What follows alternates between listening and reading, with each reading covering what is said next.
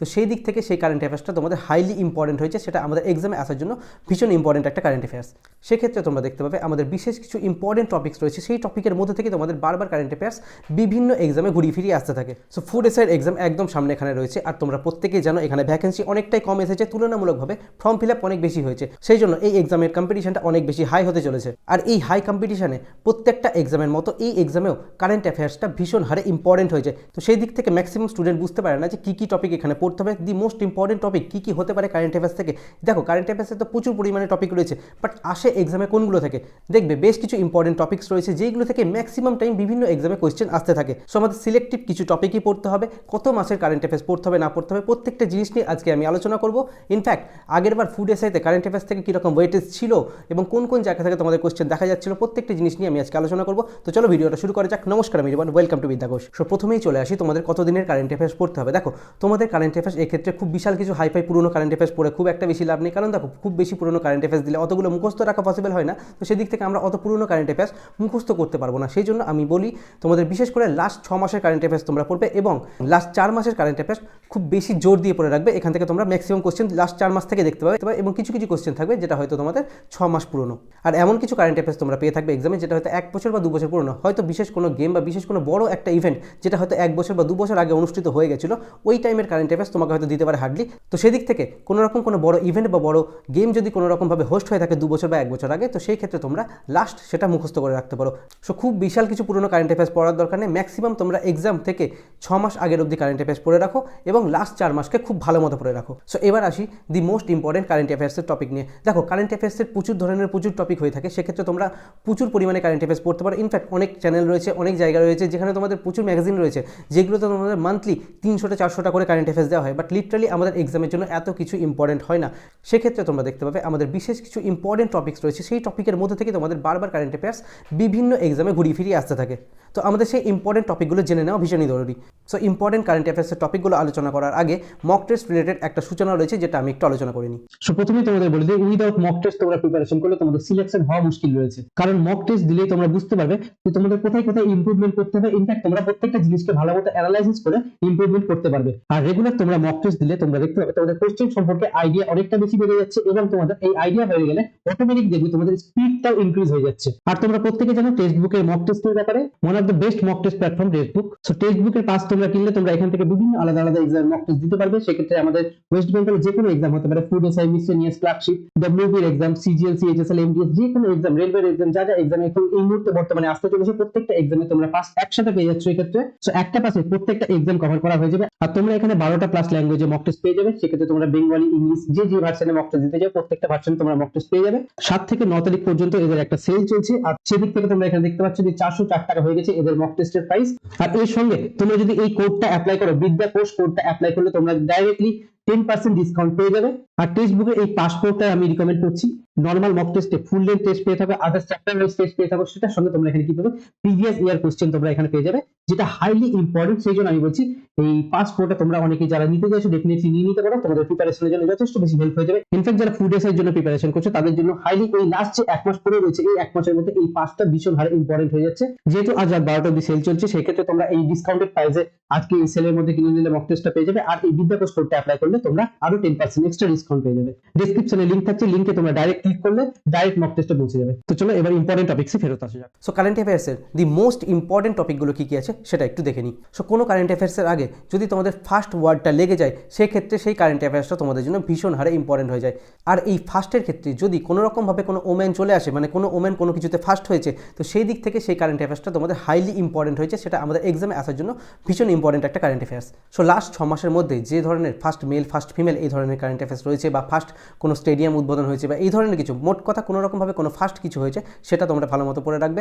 Second আমাদের important topic হচ্ছে যে কি ইম্পর্টেন্ট অ্যাপয়েন্টমেন্ট। দেখো ইম্পর্টেন্ট অ্যাপয়েন্টমেন্টের ক্ষেত্রে দেখতে পাবে যে কি আমাদের এই মুহূর্তে হোম সেক্রেটারি কী রয়েছে, তারপর তোমাদের এলআইসির ম্যানেজিং ডিরেক্টর কে হয়েছে, বর্তমানে ভাবা অ্যাটমিক রিসার্চ সেন্টার এর ডিরেক্টর কে হয়েছে, হোম সেক্রেটারি কে রয়েছে, ডিফেন্স সেক্রেটারি কে রয়েছে, এই ধরনের যে কোশ্চেনগুলো থাকে এইগুলো এই অ্যাপয়েন্টমেন্ট থেকে কোশ্চেনগুলো আসতে থাকে। নেক্সট আমাদের ইম্পর্টেন্ট টপিক হচ্ছে অর্গানাইজেশন। দেখো বিভিন্ন অর্গানাইজেশন যেগুলো রয়েছে মানে ইউনাইটেড নেশন, WHO, WTO, এই ধরনের যে ধরনের অর্গানাইজেশনগুলো রয়েছে এই অর্গানাইজেশনগুলো এখন দেখো কি আসছে, বর্তমানে এর হেড কে রয়েছে সেখান থেকে কোশ্চেন আসে, বাট সব কিছু মুখস্থ রাখতে হবে না এখানে, যেগুলো ভীষণ ইম্পর্টেন্ট যেমন WHO, WTO, তারপর UN এর হেড কে রয়েছে, এই ধরনের কিছু কিছু ইম্পর্টেন্ট আমাদের এই ধরনের যে ইম্পর্টেন্ট অর্গানাইজেশনগুলো রয়েছে এই অর্গানাইজেশনগুলোর হেডগুলো মনে রাখবে, সব কিছু হেড মনে রাখা দরকার নেই, এবং যেগুলো রিসেন্টলি হয়েছে সেগুলোকে একটু মাথায় রাখতে হবে। ইনফ্যাক্ট এইগুলোর মধ্যে যদি কোনো রকমভাবে কোনো ইন্ডিয়ান ঢুকে যায় তো সেদিক থেকে সেটা হাইলি ইম্পর্টেন্ট হয়ে যায়। নেক্সট আমাদের ইম্পর্টেন্ট টপিক হচ্ছে স্পোর্টস রিলেটেড কারেন্ট অ্যাফেয়ার্স আছে, সেক্ষেত্রে আমাদের ওয়ার্ল্ড কাপ রিলেটেড কোশ্চেন চলে আসে, IPL রিলেটেড কোশ্চেন চলে আসে, সেক্ষেত্রে আমাদের রিসেন্টলি মহিলা IPL অনুষ্ঠিত হয়েছিল, তো সেই দিক থেকে মহিলা IPL রিলেটেড কোশ্চেন থাকতে পারে।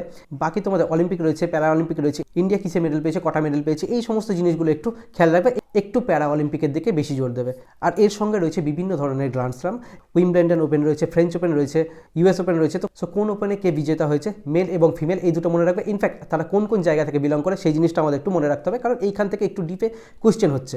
আর ইন্ডিয়ান ক্ষেত্রে ব্যাডমিন্টন প্লেয়ার, হকি প্লেয়ার, এই ধরনের কিছু প্লেয়ার্সের নাম এখন উঠে আসছে যেগুলো বর্তমানে কারেন্টে থাকছে, তাদের নামগুলো একটু দেখে রাখবে যে তারা কোন খেলার সাথে অ্যাসোসিয়েটেড। সো কারেন্ট অ্যাফেয়ার্স অনেক রকমভাবে হয়ে থাকে, বাট আমাদের ইম্পর্টেন্ট জিনিসগুলোকে এইরকমভাবে একটু বেছে বেছে পড়তে হয়, তাহলে দেখবে যে খুব অল্প পড়ে তোমরা ম্যাক্সিমাম আউটপুট বার করতে পারছো এই কারেন্ট অ্যাফেয়ার্স থেকে। নেক্সট ইম্পর্টেন্ট টপিক হচ্ছে আপকামিং ইভেন্ট যেগুলো হবে সেগুলো, মানে অলিম্পিক নেক্সট কখন হবে, মানে উইন্টার অলিম্পিক কখন হবে, সামার অলিম্পিক কখন হবে, কোথায় হবে, next cricket world cup, next football world cup, এইগুলো কোন দেশ হোস্ট করছে সেই জিনিসগুলো থেকে কোশ্চেন চলে আসে। নেক্সট ইম্পর্টেন্ট টপিক হচ্ছে GI ট্যাগ। দেখো GI ট্যাগ থেকে যেগুলো আমাদের এই মুহূর্তে রিসেন্টলি লাস্ট 6 মাসের মধ্যে GI ট্যাগে এসেছে সেইগুলো আমাদের একটু হাইলি ইম্পর্টেন্ট হয়ে যাচ্ছে, তো সেইগুলো একটু পড়ে রাখতে হবে। নেক্সট ইম্পর্টেন্ট টপিক হচ্ছে বুকস অ্যান্ড অথার্স থেকে। দেখো বুকস অ্যান্ড অথার্স থেকে প্রচুর পরিমাণে বই থাকে এই কারেন্ট অ্যাফেয়ার্সের ক্ষেত্রে, সেক্ষেত্রে যেগুলো তোমাদের একটু প্রাইজ উইনিং মানে অ্যাওয়ার্ড উইনিং বই সেইগুলো একটা আমাদের ইম্পর্টেন্ট হয়ে যাচ্ছে। আর কোনো রকমভাবে কোনো যদি বিখ্যাত ব্যক্তি কোনো বই লিখে থাকে সেই বইটা আমাদের ইম্পর্টেন্ট হচ্ছে, মানে সো লাস্ট 6 মাসের মধ্যে তোমরা দেখতে পাবে যে আমাদের 12 থেকে 15টা ইম্পর্টেন্ট বই রয়েছে যেগুলো ইম্পর্টেন্ট এক্সামে আসার মতো, খুব বিশাল কিছু কিন্তু এখানে লিস্ট থাকে না। নেক্সট তোমাদের ইম্পর্টেন্ট টপিক হচ্ছে ডেজ এবং থিমস। দেখো প্রত্যেকটা ডেজ তো আগে আসতো কোনটা কোন দিন, বাট এখন কি চলে আসছে যে এই থিমটাও জিজ্ঞাসা করে নেওয়া হচ্ছে, তো এত ডেজ রয়েছে, এত থিম রয়েছে, লিটারালি পড়া মুশকিল রয়েছে। তো লাস্ট 4 মাসে তোমাদের যা যা ডেজ রয়েছে সেই ডেগুলো একটু পড়ে রাখো, আর বিশেষ করে যেগুলো ইম্পর্টেন্ট ডে রয়েছে সেই ইম্পর্টেন্ট ডেগুলো পড়ো, নাহলে প্রতিদিন কিছু না কিছু একটা ডে রয়েছে, তো যেগুলো ইম্পর্টেন্ট, যেগুলো এনভায়রনমেন্ট রিলেটেড, যেগুলো হেলথ রিলেটেড ডে রয়েছে সেগুলোর উপর একটু বিশেষ করে জোর দাও এবং তার থিমগুলো একটু খেয়াল রাখো, তাহলেই হবে।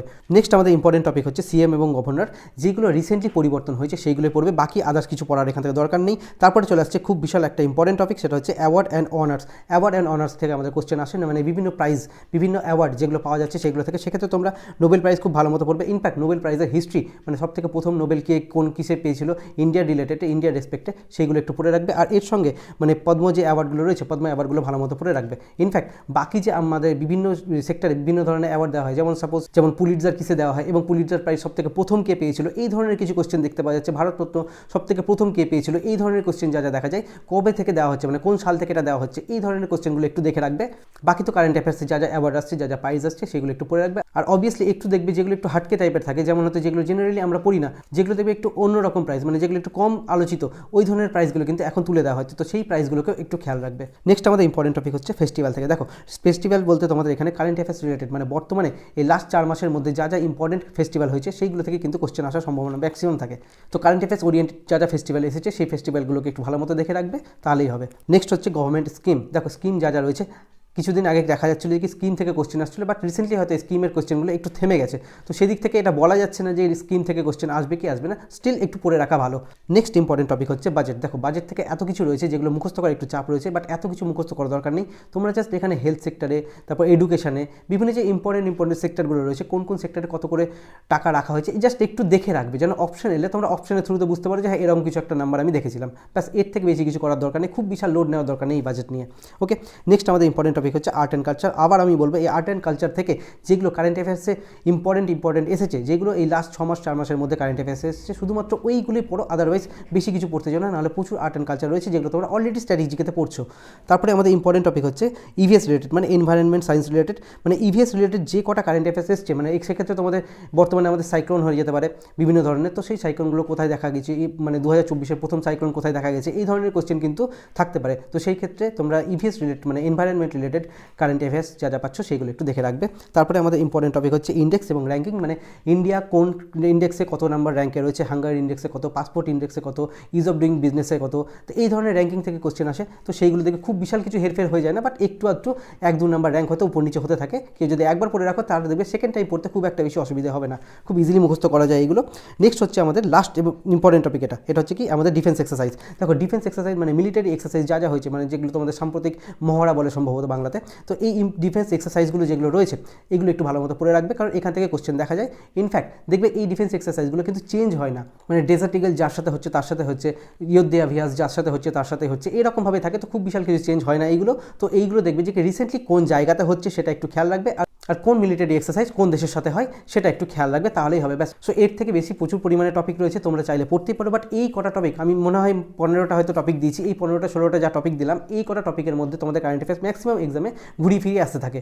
সো আশা করছি তোমরা এই কারেন্ট অ্যাফেয়ার্সের টপিকের মধ্যে থেকে তোমরা কোশ্চেন পাবে। এবার আমি চলে আসছি তোমাদের আগেরবার প্রিভিয়াস ইয়ারের কোশ্চেনে, মানে ফুড এসআইতে কারেন্ট অ্যাফেয়ার্সের ওয়েটেজ কীরকম ছিল। দেখ আগেরবার ফুড এসআইতে কারেন্ট অ্যাফেয়ার্সের ওয়েটেজ খুব বিশাল কিছু ছিল না, বাট ডাইরেক্টলি ছিল না, বাট অনেক সময় এরকম কারেন্ট অ্যাফেয়ার্স এসেছে যেগুলো দেখা যাচ্ছে কি স্ট্যাটিক জিকের সাথে রিলেটেড, সেই ধরনের কারেন্ট অ্যাফেয়ার্স কিন্তু আগেরবার তুলে দিয়েছিল, যেগুলো হয়তো এখন দেখে মনে হতে পারে যে সেগুলো কোনো রকমভাবে স্ট্যাটিক জিকের টপিক, বাট ওইটা আগেরবার কারেন্ট অ্যাফেয়ার্সের টপিক ছিল, যেটা কারেন্ট অ্যাফেয়ার্সে এসেছিলো, সেই জন্য ওটা স্ট্যাটিক জিকেতে রিলেট করে এসেছিলো ওই কোশ্চেনগুলো। আর ডাইরেক্ট কারেন্ট অ্যাফেয়ার্স খুব বিশাল কিছু ছিল না, বাট এবার যে তোমাদের থাকবে না তার কিন্তু কোনো রকম কোনো গ্যারেন্টি নেই, কারণ এবার আমাদের তোমরা প্রত্যেকে জানো যে 6টা শিফটে এক্সাম হতে চলেছে। আর যেহেতু 6টা শিফটে এক্সাম হবে সেক্ষেত্রে কোশ্চেন কোথা থেকে দেবে না দেবে ভেরিয়েশন বোঝা মুশকিল রয়েছে। তো সেই দিক থেকে হয়তো এবারে কারেন্ট অ্যাফেয়ার্সের ওয়েটেজটা বাড়তেই পারে, কারণ কারেন্ট অ্যাফেয়ার্সের কোশ্চেনের মধ্যে যদি এরা একটু উপর নিচ করে রাখে তবে সেই ক্ষেত্রে নর্মালাইজেশনের ব্যাপারটা ঠিকঠাক থাকে, মানে কোশ্চেন সেটটা ঠিকঠাক মতো হয়ে থাকে। সো সেদিক থেকে কারেন্ট অ্যাফেয়ার্সের ওয়েটেজটা এই বছর ভালো মতো থাকতেই পারে। সো সেদিক থেকে কারেন্ট অ্যাফেয়ার্সকে কোনো রকমভাবে ইগনোর করা যাবে না। আর নেক্সট ভিডিও আসছে food SI last 30 day strategy নিয়ে। সো ডেফিনেটলি চ্যানেলটা সাবস্ক্রাইব করে সঙ্গে থাকো, ভিডিওটা ভালো লাগলে লাইক করো, বন্ধুদের সাথে শেয়ার করো,